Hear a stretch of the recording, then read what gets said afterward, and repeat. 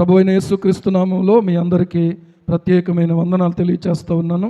దేవుని వాక్యంలో నుంచి ఒక మాట మనం చదువుకున్నాం. ఆదికాండము గ్రంథము 18వ అధ్యాయము, ఆదికాండము 18వ అధ్యాయము 18, 19 వచనాలను మనం అందరం కూడా తెరచి చదువుదాం. బైబిల్ చదవడం ఆశీర్వాదం, బైబిల్ వినడం ఆశీర్వాదం. బైబిల్ని ఎంత చదువుతామో ఎంత వింటామో అంతగా దేవుని యొక్క జ్ఞానం మనకు కలుగుతుంది. జ్ఞానం వెలుగుతో పోల్చబడితే అజ్ఞానం చీకటితో పోల్చబడింది. ఈ లోకంలో మనలో ఉన్న అజ్ఞానాన్ని పారద్రోలి మనకు జ్ఞానాన్ని ఇచ్చేది ఏంటంటే దేవుని వాక్యం. కాబట్టి ఈ వాక్యాన్ని మనము జాగ్రత్తగా చదువుదాం. అబ్రహాము నిశ్చయముగా బలము గల గొప్ప జనమగును, అతని మూలముగా భూమిలోని సమస్త జనములను ఆశీర్వదింపబడును. ఎట్లనగా యెహోవా అబ్రహామును గూర్చి చెప్పినది అతనికి కలుగు చేయనట్లు తన తరువాత తన పిల్లలను తన ఇంటివారును నీతి న్యాయములు జరిగించుచు యెహోవా మార్గమును గైకొనుటకు అతడు వారికి ఆజ్ఞాపించినట్లు నేను అతన్ని ఎరిగి ఉన్నానెను. ఇప్పుడు అందరూ నేను చదువుతాను, మీరందరూ చెప్పండి. ఎట్లనగా యెహోవా అబ్రహామును గూర్చి చెప్పినది అతనికి కలుగచేయునట్లు తన తరువాత తన పిల్లలను తన ఇంటివారును నీతి న్యాయములు జరిగించుచు. అందరూ చెప్తున్నారా? అందరి పెదాలు కదులుతున్నాయా? అందరి నోళ్ళు పనిచేస్తున్నాయా? మాట్లాడే నోరు ఉన్న ప్రతి ఒక్కళ్ళు కూడా ఈ మాటలు చెప్పాలి. యెహోవా మార్గమును గైకొనుటకు,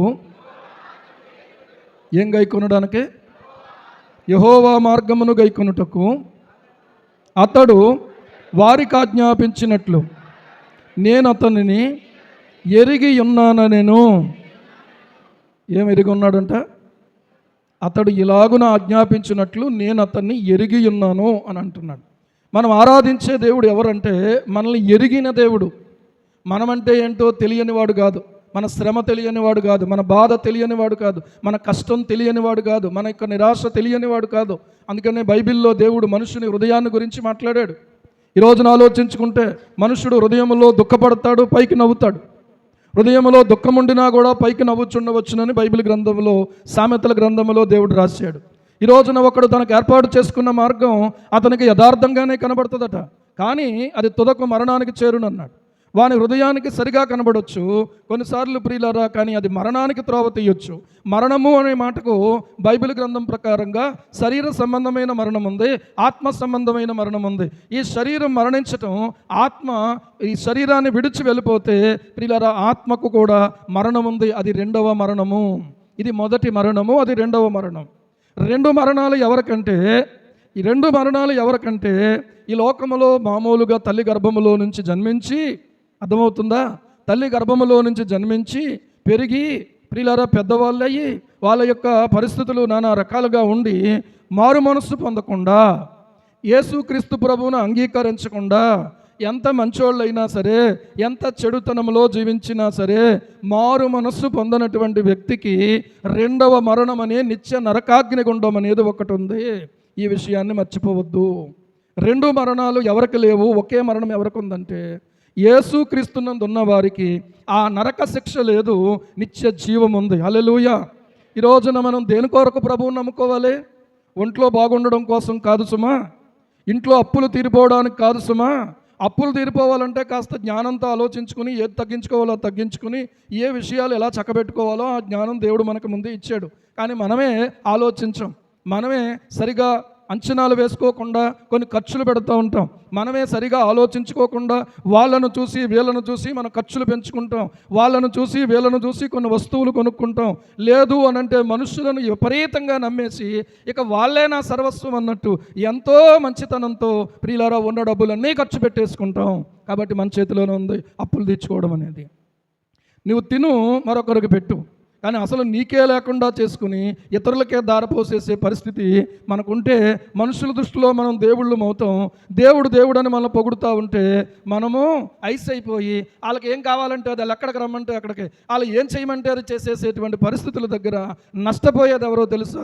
నువ్వు, నీ కుటుంబం మాత్రమే. ఈరోజు ఆలోచించుకోండి. కాబట్టి ప్రియులారా, అప్పులు తెచ్చుకోవడానికి ఆయన దగ్గరకు రావాల్సిన అవసరం లేదు. అప్పులు తీర్చుకోవడానికి అవసరమైన జ్ఞానం ప్రతి మనిషికి దేవుడిచ్చాడు.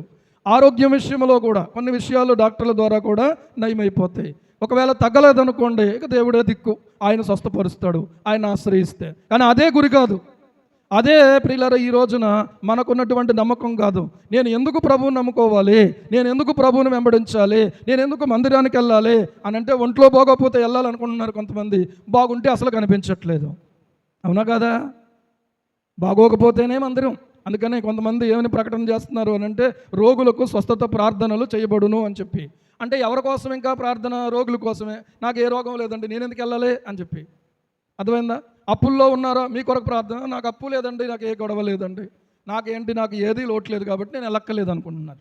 కానీ మనిషిలో అప్పున్నా లేకపోయినా, ఆర్థికంగా ప్రియులారా బాగున్నా, అనారోగ్య స్థితిలో ఉన్నా, ఆరోగ్య స్థితిలో ఉన్నా, ప్రతి మనిషిలో కూడా పాపము అనేది మాత్రం ఉన్నది అనేది వాస్తవం. ఏ భేదము లేదు, అందరూ పాపము చేసి దేవుడు అనుగ్రహించే మహిమను పొందలేకపోతున్నారు. కనుక పాపమును తీసేసుకోవడానికి, పాపాలను తీసివేయడానికి ప్రత్యక్షమైనటువంటి యేసుక్రీస్తు ప్రభువుని నీ జీవితంలో నీవు ఆశ్రయించకపోతే, నీ జీవితంలో నీవు ఆయన నమ్మకపోతే, నీవు ఆయనను ఆశ్రయించకపోతే, నీవు ఆయన విశ్వసించకపోతే, నీవు ఆయన ప్రార్థించకపోతే, నీవు ఆయన నమ్మకపోయినట్లయితే నీ పాపములు నిన్ను వెంబడిస్తాయి, నిన్ను పట్టుకుంటాయి.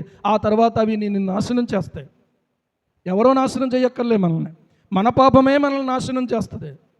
కాబట్టి పాపము నిన్ను తరిమి పట్టుకోకముందే నువ్వు యేసు ప్రభు యొక్క పాదాలు పట్టుకోగలిగితే ప్రియులారా, ఆ పాపముల నుండి ఆయన నిన్ను రక్షించగలిగిన వాడు. నేను రక్షించలేను, మరొకరు రక్షించలేరు, ఎవరు రక్షించలేరు. కొంతమంది తెలియక ఏమంటారో తెలుసా?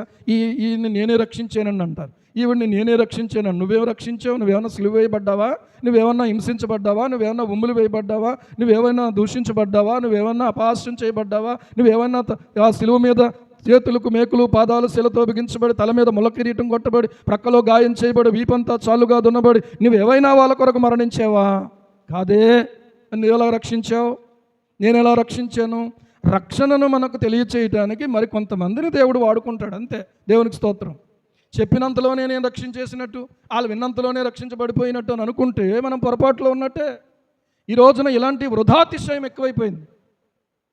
నీవు ప్రార్థన చేసే ప్రియులారా, ఆ ప్రార్థనను కూడా చేయడానికి ఆయన సహాయం చేసింది ఆయనే కదా. ఒక వ్యక్తి యొక్క హృదయాన్ని తెరిచింది దేవుడు, ఆ వ్యక్తిని సిలువ దగ్గరికి నడిపించింది పరిశుద్ధాత్మ దేవుడు, పాపాన్ని ఒప్పింపజేసింది పరిశుద్ధాత్మ దేవుడు, ఆయన విశ్వసించినట్లుగా చేసింది పరిశుద్ధాత్మ దేవుడు. మధ్యలో నీవు నేను ఒక సాధనం మాత్రమే. ఇప్పుడు మీ అందరికీ వినిపించడం కోసం అక్కడ యాంప్లిఫైరు, ఇక్కడ మైకు. ఈ మైక్ లేకుండా, యాంప్లిఫైర్ అక్కడ లేకుండా ఈ మైక్ పనిచేయదు, యాంప్లిఫైర్ లేకుండా. యాంప్లిఫైర్ ఆఫ్ అయిపోయింది అనుకోండి, ఏదో సంథింగ్ జరిగి, ఇంతకుముందు చూడండి సడన్గా ఇలా వాక్యం చెప్తుంటే అక్కడ పొగొచ్చేసింది, కాలిపోయింది. ఇక మైకు లేదు, ఏమీ లేదు, గట్టిగా గొంతు చించుకొని మాట్లాడాలి. ఇది ఎందుకొరకు అని అంటే ఈ మైకు మీకు నా స్వరాన్ని అందరికీ వినబడేలాగా చేయడం కోసమే. ఇది ఒకటి సరిపోద్దా? అక్కడక్కడ బాక్సులు ఉన్నాయి. ఈ బాక్సుల్లో నుంచి ఏమవుతుందంటే మీ చెవులకు ఈ మాటలు వినబడుతున్నాయి. కాబట్టి ఈ మైకు గొప్పతనమా, మాట్లాడే నేను గొప్ప లేకపోతే యాంప్లిఫైర్ గొప్పతనమా? అక్కడ నుంచి పాస్ అయ్యింది కరెంటే లేకపోతే అక్కడ యాంప్లిఫైర్ పనిచేస్తుందా?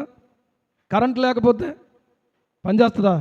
దానికి నథింగ్, ఎనీ సప్లై అయితే ఉండాలి ఖచ్చితంగా. అది ఇన్వర్టర్ అవ్వచ్చు, ఏదైనా అవ్వచ్చు. సప్లై లేకుండా ప్రియులారా అది పనిచేయదు. ఈ రోజున మన జీవితాల్లో కూడా మనల్ని ప్రేమించి మనల్ని రక్షించాడు ఆయన. నీవు ఇంకొకరిని రక్షించకపోతే ఈరోజు సూటిగా నేను మీకు చెప్పే మాట ఏంటంటే, మీరు రక్షింపబడితే మరొకరిని ఖచ్చితంగా రక్షించగలరు. ఎందుకంటే కన్నీళ్లతో ప్రార్థించి, ఎందుకంటే భారంతో పనిచేసి ఒక్కరిని రక్షించలేని వాడు ఫలించలేనివాడు. నువ్వు ఎన్నైనా సంపాదించుకోవచ్చు, నీకు స్వస్థత కలగవచ్చు, నీకు అప్పులు తీరిపోవచ్చు, నువ్వు మంచి ఇల్లు కట్టుకోవచ్చు, పొలం కొనుక్కోవచ్చు, మీ అన్ని కొనుక్కోండి, దేవునికి స్తోత్రం. కానీ ఒక ఆత్మను రక్షణలోకి నడిపించే బాధ్యత నాది అనే విషయం మీరు గుర్తుంచుకోవాలి. నీ ఆత్మ గురించి నువ్వు ఏదో స్వార్థపూరితంగా నువ్వు ఉండడం కాదు. మరొక ఆత్మ నరకంలో పడిపోతుందని తెలుసా తెలీదా? చావునకు పట్టబడుతున్నవారని తెలుసా తెలీదా? వాళ్ళు వ్యభిచరించినందుకు కాదు, వాళ్ళు వ్యభిచారం చేయకపోయినా కూడా వాళ్ళు పాపమును బట్టి నిత్యము ప్రియులారా నరకాగ్నిగుండం వాళ్ళ కొరకు కాచుకుని ఉంది. గొప్పవారు ఉన్నారు, ఘనులు ఉన్నారు, సామాన్యులు ఉన్నారు, ధనవంతులు ఉన్నారు, పేదవారు ఉన్నారు, అందరూ పాపములో పట్టబడిన వారే. యేసు ప్రభువు మాత్రమే వారిని రక్షించగలడు, యేసు ప్రభువు మాత్రమే వారిని విడిపించగలడు, యేసు ప్రభువు మాత్రమే వారికి పరలోకాన్ని ఇవ్వగలడు. పాస్టర్ గారు పరలోకాన్ని ఇవ్వలేరు, పక్కన ఉన్నటువంటి నీ సహోదరుడు నీకు పరలోకాన్ని ఇవ్వలేరు. కాబట్టి ప్రియులారా, ఒక ఆత్మ పరలోకానికి చేరినట్లుగా నీవు నేను పని చెయ్యని వారమైతే మనం బద్ధకస్తులము, మనము సోమరులము, మనము స్వార్థపరులము, మనం అవినీతి పరులము, మనం అక్రమస్తులము. నేను చెప్తున్నాను, ఈరోజు ఇక్కడ ఉన్న పిల్లలు మీ సాటి స్నేహితుల కోసం మీరు ప్రార్థన చేస్తున్నారా? అసలు మీకు ప్రార్థన జీవితం ఎలాగుంది? ఇక్కడ ఉన్నటువంటి ఆడపిల్లలు మీరు మీ యొక్క స్నేహితురాళ్ళ కోసం ప్రార్థన చేస్తున్నారా? కనీసం ఎప్పటి నుంచో నీ పక్కనే కూర్చుంటుంది ఒక అమ్మాయి. ఆ అమ్మాయికి అసలు ప్రభు అంటే ఏమైనా అర్థమవుతుందో లేదో, ప్రభువుని ఆశ్రయిస్తున్నాడో లేదో, ఆ అమ్మాయికి ఏమైనా అర్థమవుతుందో లేదో అనే ఒక శ్రద్ధ, ఒక ఆలోచన మనకుందా? ఆలోచన లేకపోతే నీవు ఆలోచన లేని వెర్రిదాను అన్నమాట. ఆలోచన ఉన్నటువంటి జ్ఞానవంతురాలవు, ఆలోచన లేని జ్ఞానవంతులుగా, వెర్రివారిగా మనం ఉండకూడదు. ప్రియులారా, నీ వంతు బాధ్యత ఏంటంటే మరొక్కరిని ప్రభు దగ్గరకు నీవు నడిపించాలి. నువ్వు నడిపించడానికి ప్రభు నన్ను వాడుకోమన్నాను. ఏమండి, పాట అయితే పాడుతున్నాం, వాడుకో, నాకంటే బాగా సాగదీయగలరు మీరు. అని వాడుకోవాలంటే ఎలా వాడుకుంటాడు? ఇప్పుడు ఈ మైక్ ఉంది, నేను వాడుకుంటున్నాను. ఎలా వాడుకుంటున్నాను? ఇది అక్కడ ఉంటే నేను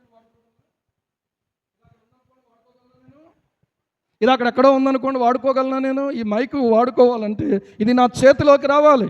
ఈరోజు ఉన్నటువంటి సోదరులారా, ప్రభు బల్లలో పాలు పొందేటువంటి బిడ్డలారా, ప్రభువు కొరకు మీరు ప్రభువు చేతిలోనికి రావాల్సిందే తప్ప, లేకపోతే ఆయన నిన్ను వాడుకోలేడు. బలవంతంగా వాడుకోడు ఆయన. నువ్వు అప్పగించుకుంటే వాడుకుంటాడు. ప్రభువు నీ కోసం అప్పగించుకున్నాడు, నీవు ఆయన కోసం అప్పగించుకోవాలి. ఈ పాఠాన్ని బాగా వంట పట్టించుకోండి. ఏదో నేను ప్రార్థన అయిపోయిన తర్వాత నాకు ఒంట్లో బాగోలేదు, ప్రార్థన చేసుకుంటాను అన్నట్టుగా ఇక్కడ కూర్చోవద్దు. అవసరం లేదు. ఇక్కడ వాక్యం చెప్తుండగానే దేవుని ప్రభావము నిన్ను స్వస్థపరుస్తుంది. దేవుని ప్రభావము నీ హృదయంలో ఉన్న చీకటిని పారద్రోలుతుంది. దేవుని ప్రభావము నీలో ఉన్న చీకటిని వెళ్ళగొట్టేస్తుంది. దేవునికి స్తోత్రం.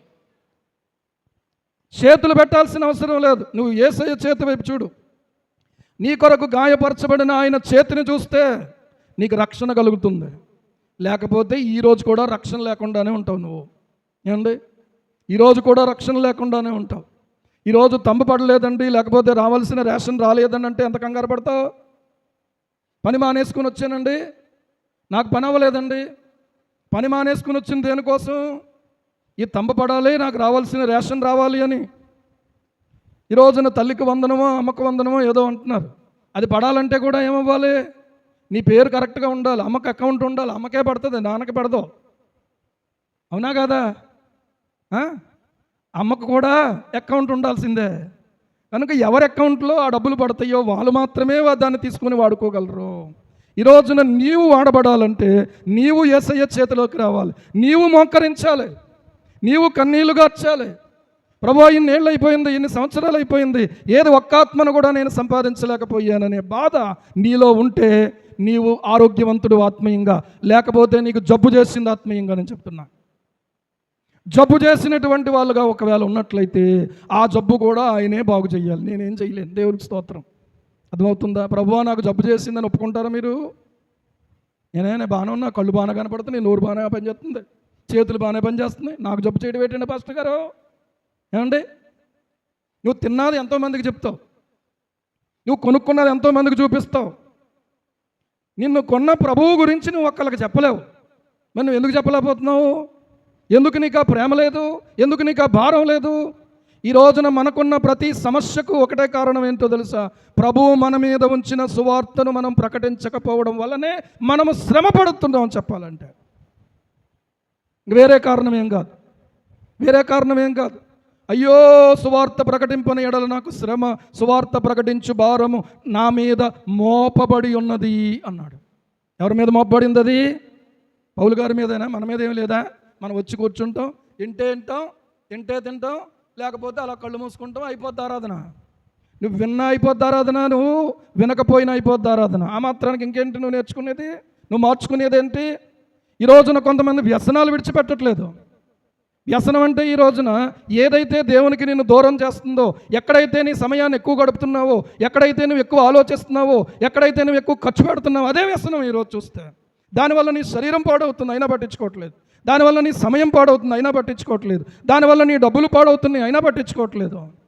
ఊరికి ఇలా నలిపేసి ఇలా వేసేయటమే, లోపలికి తోసేయడమే. ఇలా నలిపేస్తాం, ఇలా తోసేయటం, అది మానుకోవట్లేదు. ఏమండి, స్వస్థత కావాలా నీకు? ఎలా వస్తుంది స్వస్థత?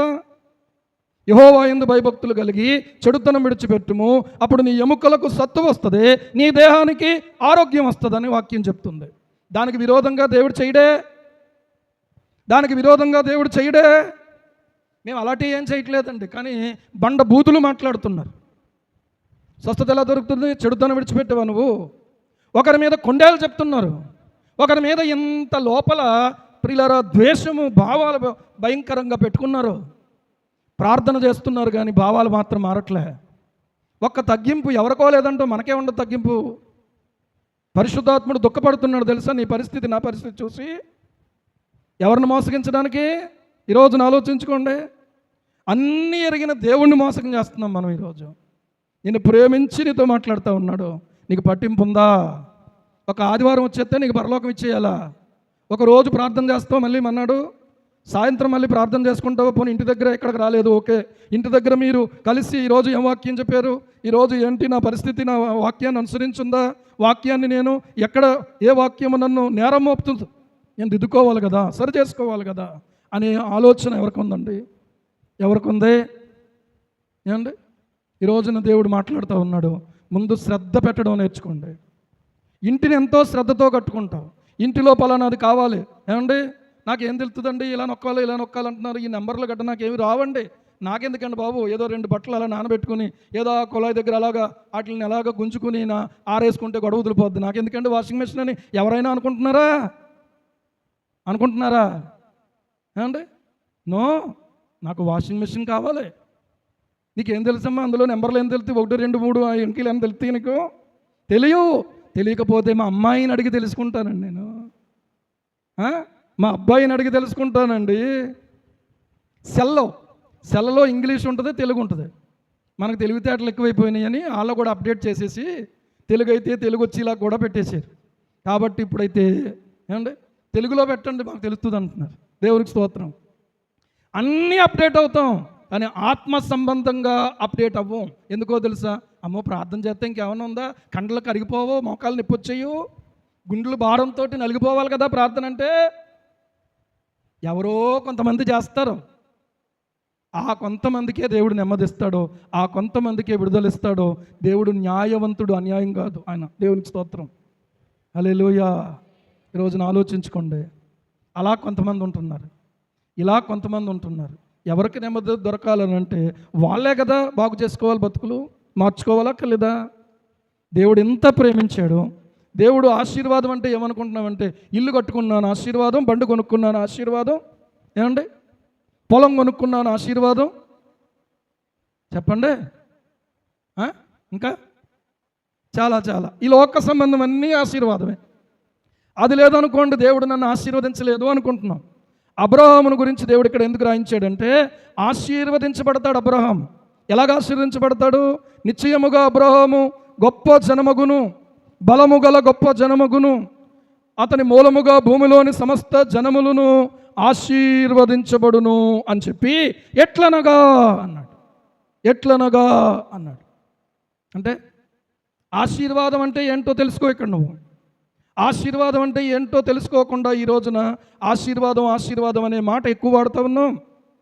ప్రియులారా గమనించండి. ఎట్లనగా అబ్రహాము ఎలాగ ఆశీర్వదించబడతాడంటే యెహోవా అబ్రహామును గురించి చెప్పినది అతనికి కలుగచేయునట్లు, దేవుడు అతని గురించి చెప్పింది అతనికి కలుగచేయునట్లు, ఇంకా కలుగచేయునట్లు ఏం చేయంటే తన తరువాత తన పిల్లలు. ఎవరి పిల్లలు చెప్పండి? అబ్రహాం పిల్లలు. తన పిల్లలు అంటే అర్థం ఏంటి? అబ్రహాం యొక్క పిల్లలు. తన ఇంటివారు అంటే ఎవరింటివారు? అబ్రహాం యొక్క ఇంటివారు. తర్వాత వాళ్ళు ఎలా ఉండాలని దేవుడు కోరుతున్నాడు తెలుసా? నీతి జరిగించే వాళ్ళుగా, న్యాయము జరిగించే వాళ్ళుగా. ఏమండి ఆయన మార్గాన్ని గైకొనడానికి అతడు వారికి ఆజ్ఞాపించినట్లు నేను అతన్ని ఎరిగి ఉన్నాను అన్నాడు. ఇది చాలా వివరణాత్మకంగా మనం ఆలోచిస్తే అబ్రహాం ఒక్కడు దేవుని మాట వింటే సరిపోదు, అబ్రహాం ఒక్కడు నీతి జరిగిస్తే సరిపోదు, అబ్రహాం ఒక్కడు న్యాయం జరిగిస్తే సరిపోదు, అబ్రహాం ఒక్కడు ఈ దేవుని మార్గాన్ని గైకుంటే సరిపోదు. ఇక్కడ మీరు గమనించాల్సిన మాట ఏంటంటే అతడు వారికి ఆజ్ఞాపించాలి. ఎవరికి ఆజ్ఞాపించాలి? అబ్రహాము తన పిల్లలకు ఆజ్ఞాపించాలి, అబ్రహాము తన ఇంటి వారికి ఆజ్ఞాపించాలి. అబ్రహాం ఏం చేయాలంటే ఆయన మార్గాన్ని గైకొనడం కాదు, గైకొనమని వాళ్ళకి ఆజ్ఞాపించేలాగా ఉండాలి. అది ఈ రోజున మనం చేయడమే అనుకుంటున్నాం. మనం వారు గైకొనున్నట్లుగా వారికి ఆజ్ఞాపించాలి అంటే అర్థం ఏంటంటే నీవు చెయ్యాలి, నీ పిల్లల చేత నువ్వు చేసేలాగా వాళ్ళని ప్రిపేర్ చెయ్యాలి. నువ్వు దేవునికి ఇవ్వాలి అనుకుంటున్నావు, కానీ నీకు ఇవ్వడం ద్వారా ఏమి ఆశీర్వాదం అయితే నీకు ప్రియులారా నువ్వు ఆశిస్తున్నావో అదే ఆశీర్వాదకరమైన అనుభవంలోనికి నా పిల్లలు కూడా రావాలి అని అనుకోవాలా? వాళ్ళకేం తెలుసండి అనుకుంటావా? కొంతమంది ఎదిగినటువంటి మనసు కలిగిన వాళ్ళు ఏం చేస్తారంటే పిల్లల చేతికిచ్చి, ఒరే బాబు దేవునికి ఇవ్వాలిరా ఇలాగా, ఒకవేళ రేపొద్దున్న దేవుడి దగ్గరికి నేను వెళ్ళిపోయినా మీరు మాత్రం ఏం చెయ్యండి అంటే ఇలా దేవునికి ఇవ్వాలమ్మా మీరు అని నేర్పించటం. అర్థమవుతుందా? వారికి ఆజ్ఞాపించినట్లు నేను ఎరిగి ఉన్నానన్నాడు. ఈరోజు గమనించండి ప్రియులారా, నీతి జరిగించటం, ఈ రోజున న్యాయము జరిగించటం. ఈ రోజున దేవుడు అబ్రహాం ఒక్కడే చేయాలని కోరుకోవట్లేదు. అబ్రహాం ఒక్కడే చేయాలని కోరుకోవట్లేదు. అబ్రహాం ఏం చేయాలంటే తన పిల్లలకు ఆజ్ఞాపించాలట. తన ఇంటి వారికి ఏం చేయాలి? ఆజ్ఞాపించాలట. తన ఇంటి వారికి ఆజ్ఞాపించాలి. ఈ రోజున మనం ఏమంటాం తెలుసా? మా మాట ఎవరు లెక్క చెప్పలేదండి అంటాం. మరి అదేనా? అక్కడితో సరిపెట్టుకోవడమేనా? మొన్న ఒక అబ్బాయితో మాట్లాడిన తర్వాత తను ఏమంటాడంటే, అస్సలు కుదరదండి పాస్టర్ గారు నాకు. మరి కుదరని దానికి నువ్వు ఎందుకు ప్రభు బలం తీసుకుని నువ్వు అలాగే దేవుని విరోధంగా ఎందుకు నడుచుకోవడానికి, నువ్వు అలాగే కంటిన్యూ అయ్యేదానికి ప్రభు బలం ఎలా తీసుకుంటున్నావు? నువ్వు అలాగే కంటిన్యూ అవ్వాలంటే నువ్వు ఎందుకు అలాంటి ఆలోచన కలిగి ఉన్నప్పుడు, నువ్వు దేవునికి లోబడినప్పుడు అసలు ఆ బలలో చెయ్యలాగేస్తున్నావు నువ్వు? ఏమండి? అమ్మ చేయడం కాదు, బాబు చేయడం కాదు, కొడుకు చెయ్యాలి, దేవునికి స్తోత్రం కలుగును గాక. కూతురు చెయ్యాలి. అలాగే మనం వాళ్ళని ఏం చేయాలో తెలుసా? వాళ్ళకి ఆజ్ఞాపించాలి. అబ్రహాం ఏం చేశాడంటే తాను దేవునికి భయపడ్డాడు, అబ్రహాము దేవునికి భయపడ్డాడు. అదే భయాన్ని ఇస్సాకు చేత ఎక్సర్సైజ్ చేయించగలిగాడు అబ్రహాం. అందుకనే అబ్రహామును గురించి దేవుడి మాట ఎరిగి ఉన్నాను అని చెప్తున్నాడు. ఈరోజు ఆలోచన చెయ్యండి. నువ్వు చదవడం కాదు, పిల్లలతో చదివించాలి. నువ్వు ప్రార్థన చేయటం కాదు, వాళ్ళతో చేయించాలి. ఎంత బాధ్యత మన మీద ఉందో ఈరోజు ఆలోచించుకోండి. బట్టలు కొనిచ్చేస్తే సరిపోలేదు, చదువు చెప్పించేస్తే సరిపోలేదు, వాళ్ళ పుట్టినరోజులు పెళ్లి రోజులు జరిగించేస్తే అయిపోలేదు. అర్థమవుతుందా? ఆజ్ఞాపించాలట. ఏమండి? ఇస్సాకు అబ్రహాముతో దేవుడు ఒక మాట చెప్పాడు, అబ్రహామా నువ్వు పని చెయ్యి. ఏం చేస్తావంటే నీకు ఒక్కడయ్యున్న నీ కుమారుణ్ణి నువ్వు తీసుకుని వెళ్ళిపోయి మోరియా పర్వతంలో ఒక దాని మీద దహన బలిగా అర్పించేయమన్నాడు. అంతే.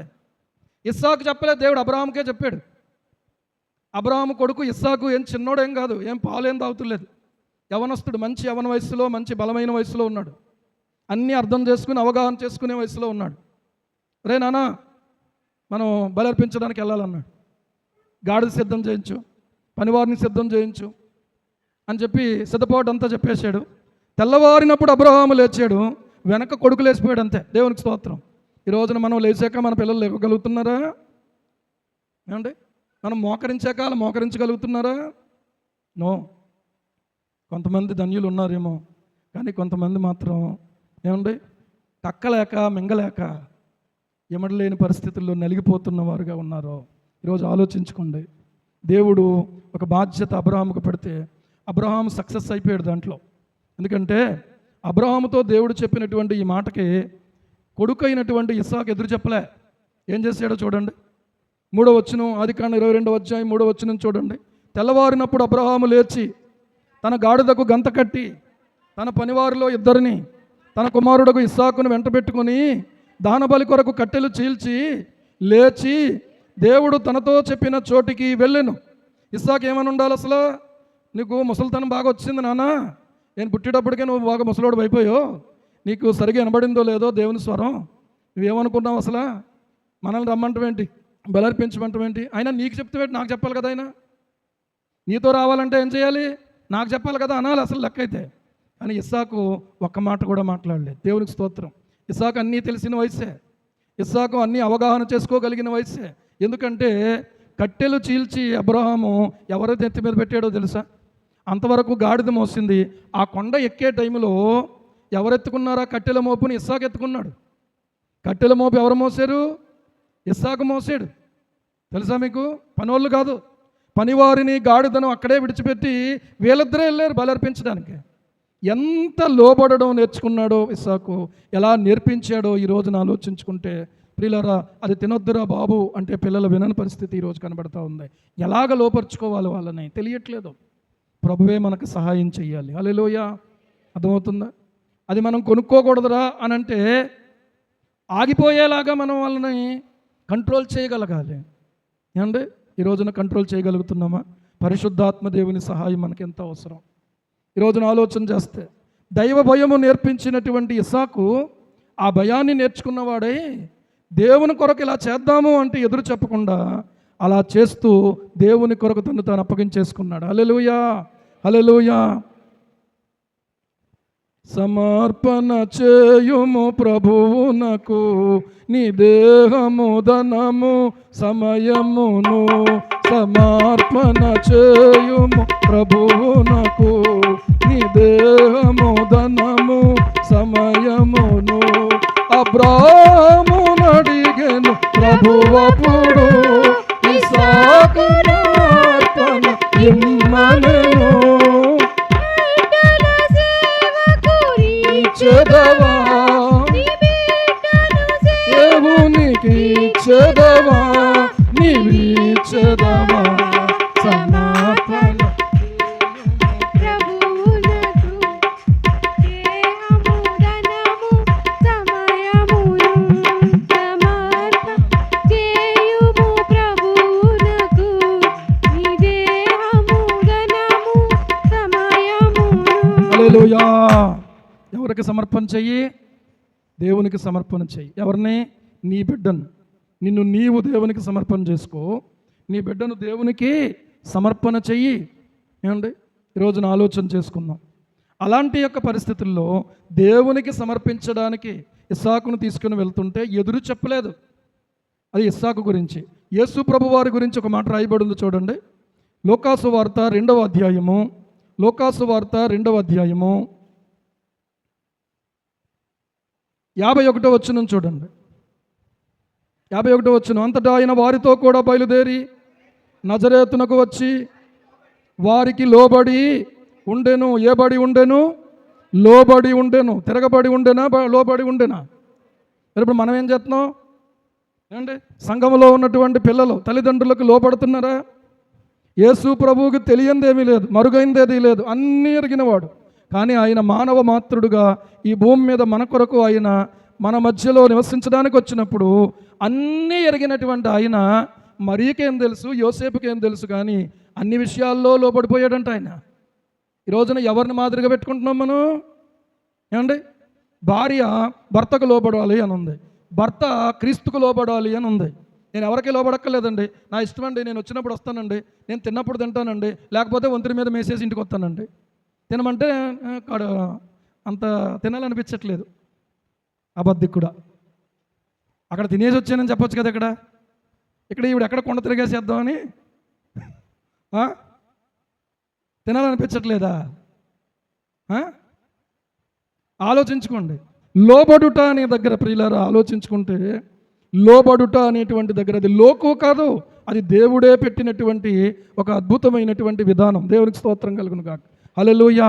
లోబడుట దగ్గర ఎంత మన జీవితాలకు మేలుందో గమనించుకోవాలి. ఈరోజున ఆలోచన చేసుకోండి. 2 పిల్లల్ని తల్లిదండ్రులు మందలించారంట. 2 పిల్లలు మందలిస్తే ఆడపిల్లలు వాళ్ళిద్దరూ ఏం మాట్లాడుకున్నారో ఏం చేసుకున్నారో మొత్తానికి ప్లానింగు. ఇంట్లో నుంచి బయటికి వెళ్ళిపోయారు వాళ్ళిద్దరూ. అదేనా గొప్ప విషయమా? లోబడి ఇంట్లో ఉండడం మంచిదా? ఎక్కడికో వెళ్ళిపోయి వాళ్ళ వైపుకి వీళ్ళ వైపుకి చేతులు చాపడం, వాళ్ళ మాటల్లో వీళ్ళ మాటల్లో పడి మోసపోవడం, వాళ్ళు తీసుకుని వెళ్ళి ఏం చేస్తారో తెలియదు. దారుణమైన పరిస్థితులు ఈరోజు జరుగుతూ ఉన్నాయి. నీ తల్లా నేను పట్టించుకోవడానికి, నీ తండ్రి బయటికి వెళ్ళిన తర్వాత నేను పట్టించుకోవడానికి, ఏమండి ఇలాంటి పరిస్థితులు. కనుక లోబడుట మంచిది. యేసయ్య అంతటి వాడే లోబడ్డాడు. చివరికి ఎంత లోబడ్డాడు అనంటే, నీ కోసం నా కోసం ప్రియులారా తను తాను అప్పగించుకొని ఉమ్మి వేయబడడానికి ఆయన అప్పగించుకున్నాడు. తల మీద ముళ్ళ కిరీటం కొట్టబడ్డానికి అప్పగించుకున్నాడు. చేతుల్లో మేకులు కొట్టబడ్డానికి అప్పగించుకున్నాడు. వీపంతా చాలుగా దున్నబడడానికి అప్పగించుకున్నాడు. రక్తము నుసినీరు కూడా దాచుకోకుండా లోబడిపోయాడు. ఆయన అప్పగించేసుకున్నాడు. ఎవరు హింసించగలరో, ఎవరో చంపగలరో, ఎవరో ఆయన మీద చేయి వేయగలరు, లేకపోతే ఆయన అలా లోబడినందుకే ఈ రోజున మనకి రక్షణ వచ్చింది. కానీ మనకేమొచ్చిందో తెలుసా? లోబడే తత్వము నశించిపోతూ ఉంది, లోబడే తత్వము తగ్గిపోతూ ఉంది. లోబడుట మంచిది. దేవునికి స్తోత్రం కలుగును గాక. హల్లెలూయా. లోబడుట మంచిది, మంచిది. ప్రియులారా, లోబడకుండా తిరగబడితే అది నీకు కీడు సుమా, జాగ్రత్త. అది నీకు కీడు, నీకు మంచిది కాదు. ఒకసారి ఒక భర్తకు భార్య లోబడే ఉంది. ఈ భర్త ఏం చేశాడంటే ఈవిడ్ని ఎలాగోలాగా రోజు హింసించేవాడు, బాధపరిచేవాడు. ఈరోజు ఏం చేశాడంటే, ఇదిగో నేను తాళపు చేతులు పోయినాయి, తాళపు చేతులు తాళం చేయి పడిపోయింది, ఆ తాళం చెయ్యి నువ్వు ఎలా పట్టుకొస్తావో తెలియదు, ఈరోజు నువ్వు పట్టుకొస్తే సరే సరే, లేకపోతే నిన్ను బ్రతకనివ్వను అన్నాడు. అనేసి ఏం చేశాడో తెలుసా, ఈ భర్త మార్కెట్కి వెళ్ళిపోయాడు. జాగ్రత్తగా వినండి, జరిగిన విషయం ఇది. మార్కెట్కి వెళ్ళిపోయినటువంటి భర్త అక్కడ ఒక మంచి చేప కనబడింది, ఆ చేపను కొనుక్కున్నాడు. చేపను కొనుక్కుని తెచ్చేసి ఏమంటే భార్యకి అప్పగించి మంచిగా కూర రుచికరంగా తయారు చేయమన్నాడు. దేవునికి ప్రార్థన చేసుకుంటుంది, ప్రభువా ఈ చేపల కూర తినేసిన తర్వాత ఇంకా నా జీవితం బహుశా ఈరోజు అంతమైపోద్ది, నువ్వే నాకు సహాయం చెయ్యాలి, ఆ తాళపు చెయ్యి ఇస్తేనే నన్ను బ్రతకనిస్తాడంట ఈ పెద్ద మనిషి, లేకపోతే నన్ను బ్రతకనివ్వడని చెప్పి ఏడుస్తూనే కన్నీళ్లతో ప్రియులారా ఆ అమ్మాయి ఏం చేస్తుందంటే ఇంట్లో ఆ చేపను కోసి సిద్ధపరుస్తూ ఉంది. నా దేవుడు ఎంత గొప్పవాడో, ఆ చేపను కోస్తూ ఉంటే ఆ చేప లోపల తాళం చేయి దొరికిందట. చప్పట్లు కొట్టి దేవుని స్తుతించండి. ఏం దొరికింది? తాళం చేయి దొరికింది. సరే దేవానికి స్తోత్రం అనుకుంది. ఆ తాళం చేయి చూస్తే ఇదేంటి తాళం చేయి ఉంది, చేపలో ఎర్రలయ్యి వేస్తే ఎర్ర మింగుతుంది, కానీ ఈ తాళం చెయ్యి ఎలా మింగుతుంది ఇది? ఈ తాళం చెయ్యి ఏం చేశాడంటే ఈ పెద్ద మనిషి వెళ్తా వెళ్తా ఆడ కాలువలో పడేసాడు. దీనికి బాగా బుద్ధి రావాలి, ఈరోజు దీని సంగతి ఏదో తేల్చేస్తానని చెప్పి. ఏమండి అలాంటి మహానుభావులు ఎవరైనా ఉన్నారు ఇక్కడ? సంగతి తేల్చేసి ఆడవాళ్ళ మీద చెయ్యెత్తేసి, ఆడవాళ్ళ మీద కాలెత్తేసి, ఆడవాళ్ళ మీద నోరు పడేసుకుని దద్దమ్మలు ఎవరైనా ఇక్కడ ఉన్నారా? అలాంటి వాళ్ళు ఎవరు ఇక్కడ లేరు. దేవునికి స్తోత్రం కలుగును కాక. ఉన్నారా? మీరు అలా లేకపోతే మంచివాళ్ళు, మీరు దద్దమ్మలు గారు చాలా తెలివైన వాళ్ళు మీరు. ఓకే, కొంతమంది అలాగా చంపరో, రోజు చంపుతూనే ఉంటారు, కొంచెం కొంచెం కొంచెం కొంచెం కొంచెం కొంచెం కొంచెం కొంచెం తింటూ ఉంటారు. ఆవిడ చచ్చిపోతే ఒక రోజుతోనే పోతే, ఒక గంటతోనే పోతే, ఒక పావు గంటలోనే పోతే. అలా కాదు, ఈవిడ మామూలుగా అలా చావనివ్వకూడదు, తినాలే తినాలే అండి, తినాలి. తినేసే భర్తలో ఇలాంటి కోవకు చెందినోడు అనమాట ఈ వ్యక్తి. మరణాన్ని కోరుకుంటున్నాడు, భార్య మరణాన్ని. ఈ మహానుభావుడు అందుకే పెళ్లి చేసుకున్నట్టున్నాడు. ఓకే, కానీ దేవుడు ఎంత నమ్మదగిన వాడో చూడండి. ప్రార్థన చేసుకుంటుంది, ఏడుస్తుంది, ప్రభువా నాకు ఇదే చివరి గడి, ఇదే చివరి రోజు అనుకున్నాను. ఈ తాళం చేయి చూస్తే ఏంటి తాళం చెయ్యి ఉంది ఇందులో అని చెప్పి చూస్తే ఆ తాళం చేయి ఎవరిదో తెలుసా? వాళ్ళ ఇంటి తాళం చెయ్యి. ఇప్పుడు మా తాళం చేతులు మాకు తెలుస్తాయి, మీ తాళం చేతులు మీకు తెలుస్తాయి, తెలుస్తుంది కదా. జాగ్రత్తగా శుభ్రంగా సబ్బు పెట్టి దాన్ని అంతా కడిగేసి జాగ్రత్తగా దాచిపెట్టింది. దేవునికి స్తోత్రం కలుగును కాక. కూర వండి పెట్టేసింది, ఏంటంటే భోజనం చేసేసారు. ఇప్పుడు చెప్పు తాళం ఎక్కడుందో, ఇస్తావా లేకపోతే చస్తావా అని అడుగుతున్నాడు. అర్థమైందా? ఒకసారి ఈ అమ్మాయికి ఇక సంతోషం పట్లకి నవ్వుతాడా అన్నాడు. నవ్వడం కాదండి, నా ప్రభువు గొప్పవాడు, హల్లెలూయా, నా ప్రభువు శక్తిమంతుడు. నీ దృష్టికి నా ప్రాణం తీయడం అల్పమైన కార్యం అవ్వచ్చు, కానీ ఆయన యందు భయభక్తులు గల వారి ప్రాణము ఆయన దృష్టికి విలువ కలిగింది కనుక నా మీద నీవు చేయి వేయకుండా ఉండడానికి నా ప్రభు ఒక అద్భుతం చేశాడు తెలుసా అన్నది. దేవునికి స్తోత్రం కలుగును గాక. ఏం చేశాడే బాబు, చెప్పే త్వరగా అన్నాడట. ఏమి లేదండి, మీ తాళం చేయి దొరికేసిందండి అన్న. దొరికిందా? ఎలా దొరుకుతుంది అసలు? ఎవరిచ్చారు నీకు అన్న? యేసయ్య ఇచ్చాడు. దేవునికి స్తోత్రం కలుగును గాక. యెహోవా యందు భయభక్తులు కలిగి ఉండు వారికి ఆశ్రయస్థానము కలదు అన్నాడు. ఎక్కడ చెప్పుకుంటావో చెప్పుకొని దిక్కున్నక్కడంటే నాకు ఒక ఆశ్రయస్థానం ఉంది, నా దేవుడే నా ఆశ్రయస్థానం. దేవునికి స్తోత్రం కలుగును గాక. నా దేవుడే నా ఆశ్రయ దుర్గము, ఆపదలో నమ్మదగిన సహాయము.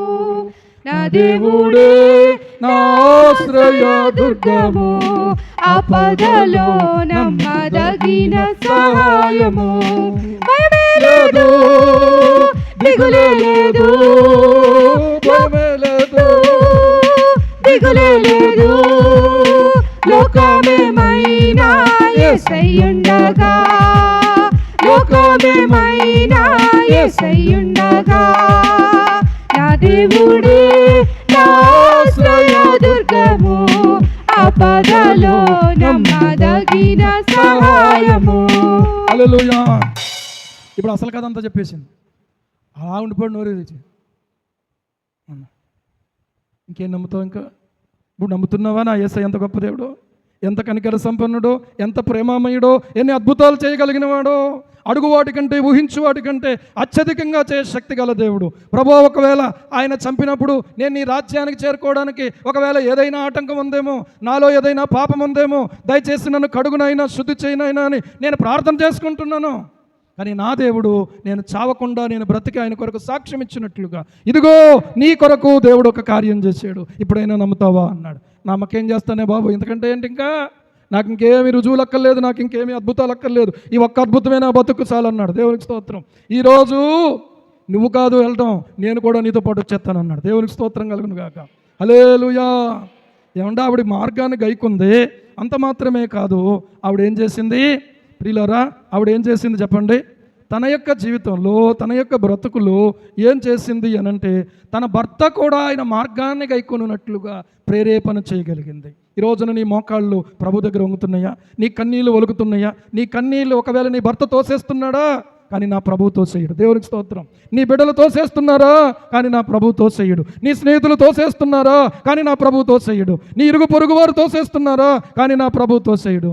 ఆయన ఎంత గొప్పవాడు అని అంటే అగస్టీని యొక్క తల్లి కన్నీటిని పట్టించుకోకుండా వెళ్ళిపోతున్నాడు, కాలుతో తన్నుతున్నాడు, ఇష్టానుసారంగా మాట్లాడుతున్నాడు, అవమానకరంగా ప్రవర్తిస్తున్నాడు. కానీ ఆ తల్లి మాత్రం దేవుని మార్గాన్ని పట్టుకుని, దేవుని నీతిని అనుసరించి, దేవుని న్యాయాన్ని అనుసరించి, సహించి భరించి కన్నీళ్లతో ప్రభు పాదాలను పట్టుకొని వదలకుండా ప్రార్థన చేస్తుంటే కన్నీటి ప్రవాహము వలన ప్రియులారా కొట్టుకుని వచ్చాడు తన కొడుకు దేవుని సన్నిధిలోకి.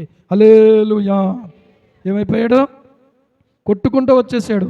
వచ్చేసి మమ్మీ నేను యేసయ్యను నమ్ముకున్నాను, హల్లెలూయా, నా పాత బతుకు వదిలేసాను, నా పవిత్రత వదిలేసాను, వేశ్యతో సంబంధం కలిగినటువంటి వాడు. ప్రియులారా, ఈరోజు పాపాన్ని విడిచిపెట్టకుండా పాపంతో చలామణి అవుతున్న వాళ్ళు ఎవరైనా సరే ఈరోజు నేను చెప్తున్నాను, పాపము మాత్రం నిన్ను వదిలేదు సుమా, జాగ్రత్త. ఆ పాపము నేను వదిలేదు. అది త్రాగుడు అవ్వచ్చు, విచారం అవ్వచ్చు, దొంగతనం అవ్వచ్చు, ఇంకోటి అవ్వచ్చు. ప్రభు పాదాలు పట్టుకుని దాన్ని వదిలే. దేవునికి స్తోత్రం. ప్రభు పాదాలను ఆశ్రయించి దాన్ని వదిలే. నీకు ముందుకు మంచి గతి కలుగుతుంది. ఏమండి, సడన్గా నేనే కనిపించాను అనుకోండి, చుట్ట కాలుస్తున్నప్పుడు లేకపోతే మందు షాపు దగ్గర ఉన్నప్పుడు ఆ వ్యక్తి ఏమనుకుంటాడు, అయ్యి బాబు పాస్టర్ గారి కంట్లో పడిపోయినరు అనుకుంటాడు. అవునా కదా, ఉంటాడు అక్కడ. సడన్గా ఒకవేళ సినిమా హాల్ దగ్గర కనిపించాడు అనుకోండి, ఎక్కడ ఎవడు ఉంటాడా అనుకున్నాడు. సరిగా సినిమా హాల్ పక్కన ఒక ఫస్ట్ క్రై ఒకటి ఉంది, అక్కడ ఫస్ట్ క్రైలోకి వెళ్ళాం ఒకసారి. ఏమండి, ఆ పక్కన షాపులోకి వెళ్ళి సినిమా హాల్లోకి వెళ్ళే. సినిమా హాల్లో అడుగుపెట్టి దాదాపుగా ఇంచుమించు 87వ సంవత్సరం నుంచి అడుగట్లే. దేవునికి స్తోత్రం. అర్థమైందా? ఆయన మహాకృప. ఆలోచించుకోండి. కనబడితే ఏమనుకుంటారు, అయ్య బాబాయ్ ఇక్కడ ఉన్న పెట్టరా అంటే ఫ్రెండ్ కోసం వచ్చానని చెప్పొచ్చు. అబద్ధాలకు ఏమండి జనకుడైన అపవాది ముందే అబద్ధం నేర్పిస్తాడు.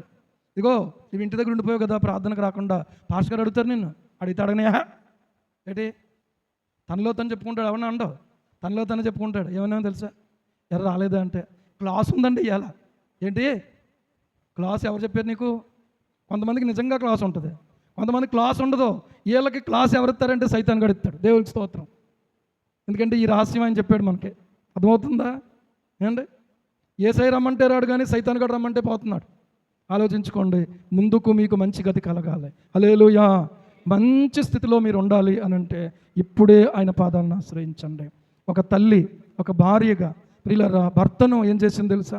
మోకరింప చేయగలిగింది. ఈరోజు మోకరించలేదు అనుకోవద్దు, ఈరోజు వినలేదనుకోవద్దు, ఈరోజు రాలేదనుకోవద్దు, ఈరోజు లోబడలేదనుకోవద్దు. లోబరిచే దేవుడు సజీవుడు, ఆయన ఖచ్చితంగా లోబరుస్తాడని జ్ఞాపకం చేసుకోండి. హల్లెలూయా. పరిశుద్ధాత్ముడు మాట్లాడుతున్నాడు నీతో. ఈ రోజు నుంచి నువ్వు దుఃఖం మానే విశ్వాసంతో దేవుని స్తుతించు. ప్రభువా, ఎంతవరకు ఏడ్చాను, ఎంతవరకు కన్నీళ్లు గార్చాను, ఎంతవరకు నీకు మొరపెట్టాను, కానీ ఇక మీదట నువ్వు చేయబోతున్నందుకు స్తోత్రం. హల్లెలూయా. ఇక మీదట నువ్వు ఇవ్వబోతున్న విడుదల కొరకు స్తోత్రం.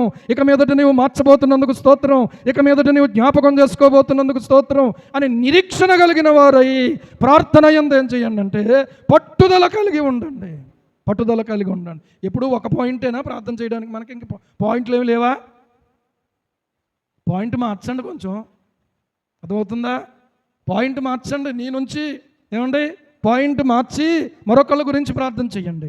మరొక శ్రమలో ఉన్నటువంటి బిడ్డల కోసం ప్రార్థన చేయండి. దేవుడు గొప్ప కార్యాలు చేయటానికి నీ మనస్సు మళ్ళించుకోమని పరిశుద్ధాత్మ దేవుడు మాట్లాడుతున్నాడు. ఎంతసేపు నీ సమస్య, ఎంతసేపు నీ గోడే, ఎంతసేపు నాకే ఎందుకు ఇలా జరగాలి, అలాగనుకుంటే నెహెమ్యా అంత గోడ కట్టించగలిగి ఉండేవాడా? ఏలియా ప్రియులారా అంతమంది ప్రజలను దేవుని తట్టుకు తిప్పగలిగి ఉండేవాడా? పౌలు భక్తుడు అన్ని పత్రికలు రాయగలిగి ఉండేవాడా? ఆలోచించండి ఒకసారి. సాధు సుందర్ సింగ్ అలాగనుకుంటే ఇంత ప్రపంచంలో ఇంత గొప్ప సాక్ష్యాన్ని పొందుకోగలిగి ఉండేవాడా? నో, అలా అనుకోలేదు. అలా అనుకోలేదు. అర్థమవుతుందా? ప్రార్థన యందు పట్టుదల కలిగి ఉండి, ఈ ఊరు కాకుండా ఇంకొక ఊరు, ఇంకొక ఊరు కాకుండా ఇంకొక ఊరు, ఈ వ్యక్తి కాకుండా ఇంకో వ్యక్తి, అలా వెళ్ళిపోయారు అంతే. దేవునికి స్తోత్రం కలుగును. ఎవరో కాదు నాకు అన్నయ్యలో తమ్ముళ్ళును, దేవునికి స్తోత్రం. తండ్రులు మీరెవరో కాదు నాకు అక్కలు చెల్లెళ్ళు తల్లులు. ప్రియులారా, మీ కన్నీరు ప్రభు చూస్తున్నాడు. కన్నీరు లేకుండా కఠిన హృదయం ఉన్నదా? ఒక మాట చెప్పకూడదు కానీ చెప్తున్నాను ఫుల్పీటి దగ్గర నిలబడి. కఠిన హృదయాలు ఏమవుతారో తెలుసా? దోచుకోబడతారని రాయబడి ఉంది. Be careful. లెక్క లేకుండా ఉన్న హృదయం కలిగి ఉంటే, కఠినమైన హృదయం కలిగి ఉంటే, రాతి హృదయం కలిగి ఉంటే, బండ హృదయం కలిగి ఉంటే మీరు ఏం చేయాలో తెలుసా? బద్దలు చేసుకోవాలి హృదయాన్ని, బద్దలు చేసుకోవాలి హృదయాన్ని. ఏమండి, ఒక రోగిష్టి అయినటువంటి ఒక వ్యక్తి మీద ఒక సినీ యాక్టర్, నేనంతా పూచి తీసుకుంటానమ్మా, నీ భర్తకి ఏం కాదు అంటే అతను పట్టుకుని ఏడ్చేసారా ఇద్దరు కూడా. నీ ప్రభువు నీ కొరకు ఎంత ప్రేమ చూపించాడు, ఎంత జాలి చూపించాడు, ఎంత కరుణ చూపించాడు. కళ్ళమంట నీళ్ళు రానటువంటి కఠినురాలా నువ్వు దోచుకోబడకపోతే ఏమవుతుంది నీ పరిస్థితి? అక్కలేని కన్నీళ్ళు అందరి దగ్గర వచ్చేస్తాయి మనకి. కానీ దేవుని పాదాల దగ్గర, పాదాలు నే కడగనా, యేసు పాదాలు నే కడగనా, పాదాలు నే కడగనా, యేసు పాదాలు నే కడగనా, కన్నీటితో కడిగి కన్నీరు పూయనా, కన్నీరు పూయనా, కన్నీరు స్వామికి నా జీవనాదునికి, కన్నీరు స్వామికి నా జీవనాదునికి. పాదాలు నీ కడగనా, యేసు పాదాలు నీ కడగనా, పాదాలు నీ కడగనా, యేసు పాదాలు నీ కడగనా. హల్లెలూయా. చివరిగా ఒక మాట చెప్తున్నాను. నేనేదో కన్నీటి ప్రార్థనా పరుణ్ణి చెప్పట్లే. అందరూ కన్నీరు కారుస్తూ దేవుని వెతుకుతూ ప్రార్థన చేస్తూ దేవుని సన్నిధి అనుభవిస్తూ ఉంటే ఒకరోజు నేను వాళ్ళని అడిగాను, మీకెందుకు కన్నీళ్ళు వస్తున్నాయి, నాకెందుకు కన్నీళ్ళు రావట్లే, మీకెందుకు కన్నీళ్ళు వస్తున్నాయి, నాకెందుకు కన్నీళ్ళు రావట్లేదంటే ఆ పెద్దోళ్ళు నాకు చెప్పిన మాట ఏంటంటే, నువ్వు యేసయ్యని అడుగు, ఆయన నీకు కూడా కన్నీరు ఇస్తాడు. ఎవరిని అడుగు? నీకు కూడా కన్నీరు ఇస్తాడు ఆయన. కన్నీరు రాని ప్రతి విశ్వాసి కన్నీటితో ప్రార్థించడానికి నాకు సహాయం చేయమని ప్రభువును మేము అడుగుతామండి అన్నవాళ్ళు, రాని వాళ్ళు ప్రియులారా ప్రభువుకు మాటిస్తూ ప్రభు అడుగుతాం, మేము పొందుకుంటాం. దేవునికి స్తోత్రం. కన్నీరు ఉంటే నీ బ్రతుకు ఫలిస్తుంది, నీ ఇల్లు ఫలిస్తుంది, నీ కుటుంబం ఫలిస్తుంది, నీ ఊరు ఫలిస్తుంది, నేను బట్టి దేశం ఫలిస్తుంది. నలుగురు కార్చినటువంటి కన్నీరు ఇంగ్లాండ్ దేశంలో థియేటర్లు మూతపడిపోయినాయి అంట, పేకాట క్లబ్బులు మూతపడిపోయినాయి అంట, వ్యభిచారపు స్థలాలు మూతపడిపోయినాయి అంట, రౌడీయిజం నాశనం అయిపోయిందట. పోలీసులకు అసలు కోర్టులు గొడవలు ఏవీ లేవు, పోలీసులకు పని లేదు, న్యాయవాదులకు పని లేదు. అంటే అధికారులు హాయిగా ఊపిరి పీల్చుకొని బతుకుతున్న పరిస్థితులే. ఈ రోజును చూస్తే ఎక్కడ చూసినా అన్యాయమే, ఎక్కడ చూసినా అక్రమమే, ఎక్కడ చూసినా అత్యాచారాలే, ఎక్కడ చూసినా భయం లేని మనుషులు కనపడుతూ ఉన్నారు. ఎందుకో తెలుసా?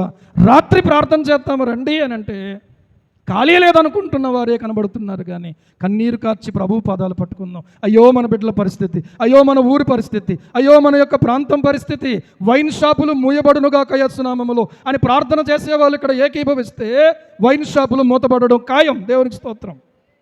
వ్యభిచార పాపము అంతరించునుగా కానీ ప్రార్థన చేస్తే కుటుంబాలు సంసారాలు కట్టబడి కుటుంబాలలో ప్రియులారా వ్యభిచార పాపము బయటకు పోయేది ఖాయం.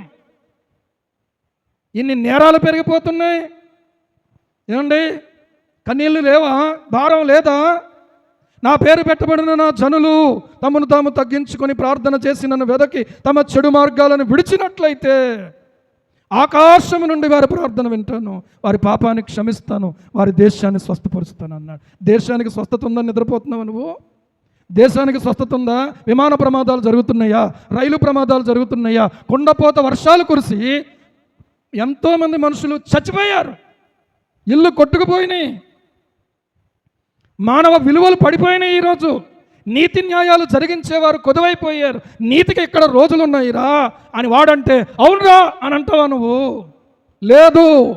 నీతికి రోజులు ఉన్నాయి, ఎందుకంటే నీతిమంతుడు నా దేవుడు, ఆయన తప్పక నీతిని చూసే దేవుడు. హల్లెలూయా. న్యాయమును పట్టించుకునే దేవుడు ఆయన. భారం లేకపోతే ప్రియులారా, భారం లేకపోతే కఠిన హృదయాలు అనుకోండి, దోచుకోబడతారు. జాగ్రత్త. పరిశుద్ధాత్మ దేవుని యొక్క అభిషేకంతో మాట్లాడుతూ ఉన్నాను ఈరోజు. పరిశుద్ధాత్మ దేవుని యొక్క నడిపింపుతో మాట్లాడుతున్నాను ఈరోజు. నీ చదువు దోచుకోబడకుండా ఉండాలంటే నీవు కనికర హృదయంతో ప్రభు పాదాలు పట్టుకో. నీ అందం దోచుకోబడకుండా ఉండాలంటే కనికరముతో ప్రభు పాదాలు పట్టుకోవడానికి ప్రయత్నం చేయి. ఎవరు పడితే వాళ్ళని వేలు పెట్టి చూపించుకో. నీ బతుకు చూసుకో, నీ యొక్క అంతరంగం చూసుకో, నీ హృదయం చూసుకో, నీ ఇల్లు చూసుకో, నీ ఒళ్ళు చూసుకో, నీ ఆలోచన చూసుకో. దేవుడు ఒక అద్భుతం చేయాలి అని ఆశపడుతున్న వాళ్ళందరూ ఏకీభవించి ప్రార్థన చేయడానికి నడుము కట్టుకోండి.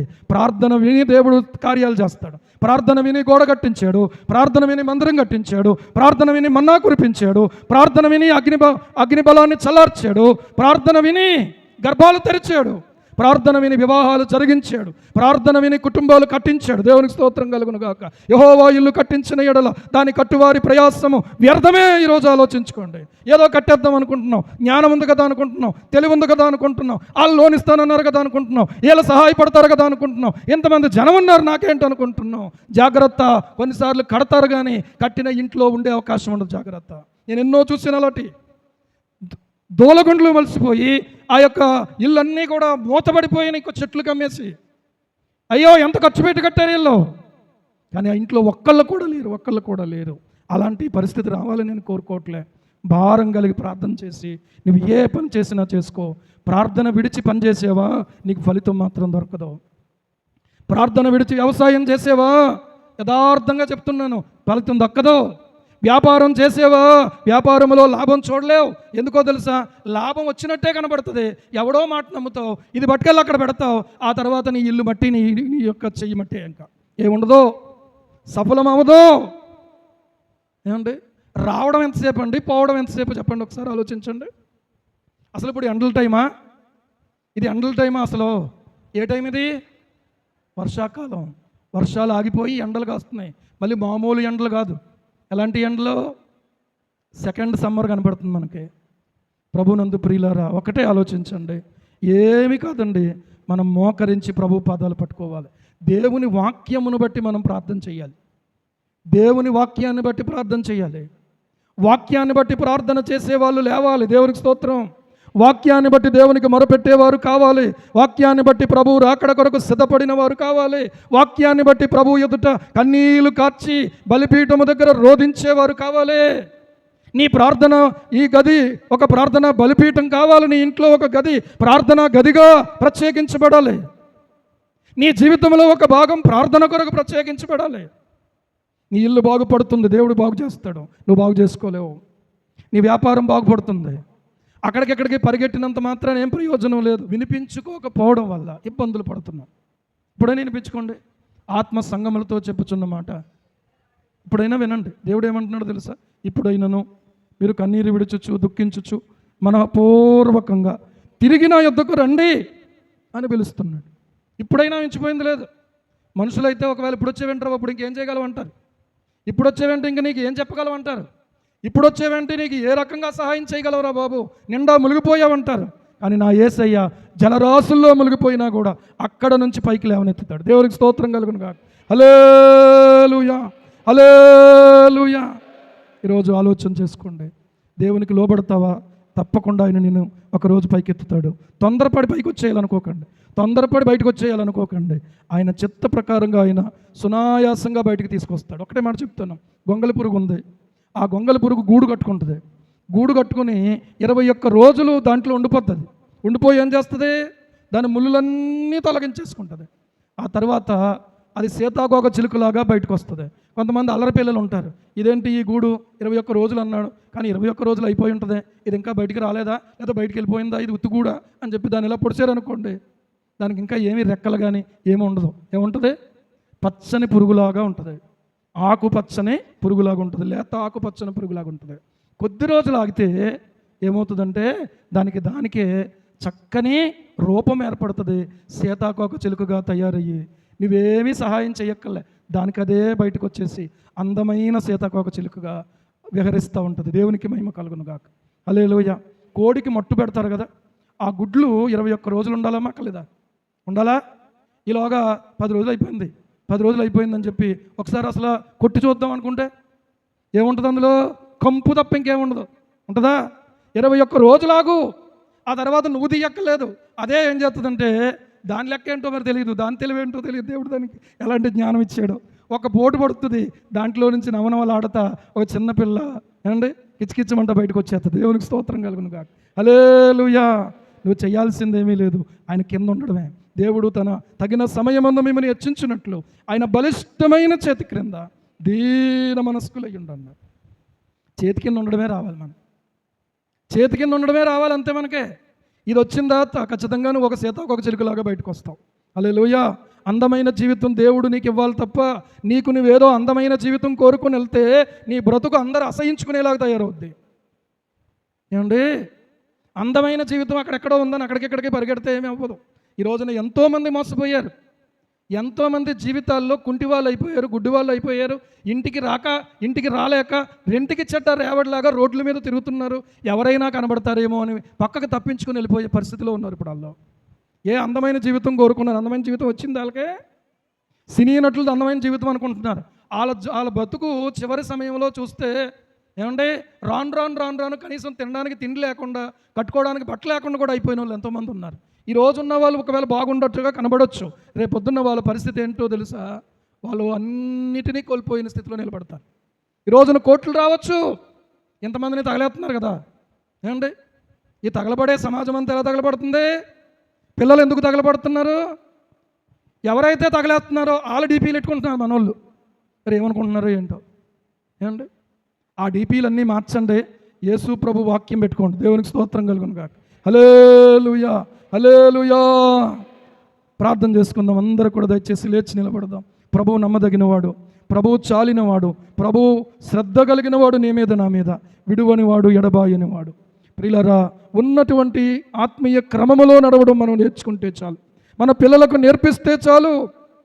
వాళ్ళకి మనం ఒకవేళ అంతా ఇవ్వలేకపోవచ్చేమో, కానీ ప్రభువు వారికి ఇచ్చేది ఎంతో గొప్పది సుమా. ఆలోచన చేసుకుందాం, ప్రార్థన చేసుకుందాం. ప్రభువా దయచేసి సహాయించి. ఒకప్పుడు బాగున్న స్థితి, ఒకప్పుడు లెక్కలేని స్థితి, ఒకప్పుడు ఎంతో అందమైనటువంటి స్థితి, ఒకప్పుడు ప్రభువా ఎంతో నైనా బాగున్న స్థితిలో నుంచి ఈ రోజున నెమ్మది లేని స్థితిలోనికి, ఈ రోజున చెప్పుకోలేని సమస్యల చేత సతమతమైపోతున్న స్థితిలోకి వెళ్ళిపోయిన వారు ఒక్కసారి జ్ఞాపకం చేసుకో స్వామి. ఇప్పుడు మన మధ్యలో ప్రభు సంచరిస్తూ ఉన్నాడు. ఎవరు బయట ఉండొద్దు, వీలైతే ఎవరు బయటకు వెళ్ళొద్దు దయచేసి. ప్రతి చిన్న బిడ్డ మొదలుకొని పెద్దవారి వరకు కూడా ప్రభు తట్టు చేతులు చాపుదాం. ఆయనే గొంగల పురుగును సీతాకోక చిలుకగా మార్చగలిగినటువంటి వాడు. ఆయనే నీ జీవితాన్ని అందంగా చేయగలిగినవాడు. ఆయనే నీ వ్యాపారాన్ని అందంగా చేయగలిగినవాడు. ఆయనే నీ పనిని అందంగా చేయగలిగినవాడు. ఆయనే నీ కుటుంబాన్ని అందంగా చేయగలిగినవాడు. అమ్మా బాబు, నీకు అందమైన జీవితం కావాలంటే ఆయన బలిష్టమైన చేతి క్రింద నీవు ఉండాలమ్మా. ఈరోజు నలగొచ్చు, ఈరోజు కొట్టబడొచ్చు, ఈరోజు ఇబ్బంది పడవచ్చు, ఈరోజు కష్టపడుతూ ఉండొచ్చు, ఈరోజు తృణీకరించబడుతూ ఉండొచ్చు, కానీ అది కాదు నీ స్థానం. ఒక రోజున నా ప్రభువు నీకు అందమైన జీవితాన్ని, సంతృప్తికరమైన జీవితాన్ని, సంతోషకరమైన జీవితాన్ని, సమాధానకరమైన జీవితాన్ని నేను నీకు ఇవ్వగలడు. నమ్మితే దేవునికి స్తోత్రం చెప్పుదాం. హల్లెలూయా, హల్లెలూయా, హల్లెలూయా, హల్లెలూయా, హల్లెలూయా, హల్లెలూయా, హల్లెలూయా, హల్లెలూయా. ప్రార్థించకనే మా కుటుంబాలు, ప్రార్థించకనే మా ప్రాంతాలు, ప్రార్థించకనే మా దేశం, ప్రార్థించకనే మా యొక్క ప్రాంతాలలో వైన్ షాపులు తెరవబడుతున్నాయి. ప్రార్థించకనే వ్యభిచార పాపం పెరిగిపోతూ ఉంది. ప్రార్థించకనే హత్యలు పెరిగిపోతున్నాయి. ప్రార్థించకనే మానభంగాలు పెరిగిపోతున్నాయి. ప్రార్థించకనే దోపిడీలు పెరిగిపోతున్నాయి. ప్రార్థించకనే దుర్బోధలు పెరిగిపోతున్నాయి. ప్రార్థించకనే ప్రభువు అపవిత్రత పెరిగిపోతుంది. అక్రమం విస్తరించిపోతుంది. నజరేయుడైన యేసుక్రీస్తు అధికారం కలిగిన నామములో ప్రతి విధమైన అంధకార క్రియలను ఎదిరించగలిగిన అభిషేకాన్ని మీరు ఇప్పుడు మాకు అనుగ్రహించండి. బలమును మాకు అనుగ్రహించండి. నీ యొక్క సన్నిధి మాకు అనుగ్రహించండి. నీ ప్రసన్నత మాకు అనుగ్రహించండి. యేసయ్యా, మమ్మల్ని దాటిపోవద్దని ప్రార్థన చేద్దాం. అయ్యో, మమ్మల్ని దాటిపోవద్దయ్యా, మమ్మల్ని దాటిపోవద్దయ్యా, దాటిపోవద్దు ప్లీజ్ ప్రభువా, దాటిపోవద్దు.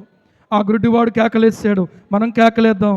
ఈ రోజున ఏ గుడ్డితనం, ఏ కామము అలుముకుందో, ఏ గర్వము మన కన్నులకు కమ్మేసిందో, ఏ యొక్క ప్రియులారా ఏ యొక్క అసూయ మన కన్నులకు కమ్మేసిందో, ఏ యొక్క అపవిత్రత మన కన్నులకు కమ్మేసిందో, ఏ గుడ్డితనముతో దేవుని హస్తము చూడలేకపోతున్నాము, ఏ గుడ్డితనముతో దేవుని వాగ్దానం చూడలేకపోతున్నాము, ఏ గుడ్డితనముతో దేవుని కార్యం చూడలేకపోతున్నాము, ఏ యొక్క విచ్చలవిడితనంతో దేవుని యొక్క కార్యాలు చూడలేకపోతున్నాము. దయచేసి క్షమించమని అడుగుదాం. దయచేసి క్షమించునైనా, కృప చూపి ప్రభు మమ్మను కనికరించి ఒక్కసారి జ్ఞాపకం చేసుకో. ఇక్కడున్న ప్రతి ఒక్కరూ కేకపెడదాం, యేసు ప్రభువా మమ్మను కరుణించండి, యేసు ప్రభువా మమ్మను కరుణించండి, యేసు ప్రభువా మమ్మను కరుణించండి, యేసు ప్రభువా మమ్మను కరుణించండి. మా మధ్య ఉన్నావు నాయన, మాతోనే ఉన్నావు ప్రభువా. ఈ దినం మీరు మాతో మాట్లాడుతున్నారు ప్రభువా. ప్లీజ్ ప్రభువా, అబ్రహాము దేవుడవు, నీవు సజీవుడైన దేవుడవు, నీవు సర్వశక్తి కలిగిన దేవుడవు, నీవు బలవంతుడైన దేవుడవు, నీవు ఆశ్చర్యకరుడవు, నీవు అద్భుతమైన కార్యాలు చేసే దేవుడవు అయ్యా. కానీ ఇంత గొప్ప దేవుడవైన నీవు కలిగి ఉండి మీ పిల్లలమని చెప్పుకుంటూ ఏ అద్భుతం చూడలేకపోతున్నామే, ఏ ఆశ్చర్య కార్యం చూడలేకపోతున్నామే, ఏ అభివృద్ధిని చూడలేకపోతున్నామే. ఇది మా తిరుగుబాటును ఒప్పుకుంటున్నాం, ఇది మా అవిధేయతను ఒప్పుకుంటున్నాం, ఇది మా అక్రమ జీవితం ఒప్పుకుంటున్నాం. సరి చేసుకుంటాము స్వామి, సరి చేసుకుంటామయ్యా. మాకు సహాయం చేయండి, మీ ఆత్మతో నింపి మమ్మల్ని నడిపించండి. యేసయ్య నామములో ప్రార్థించి స్తుతించి అడిగి పొంది ఉన్నాము తండ్రి. ఆమేన్.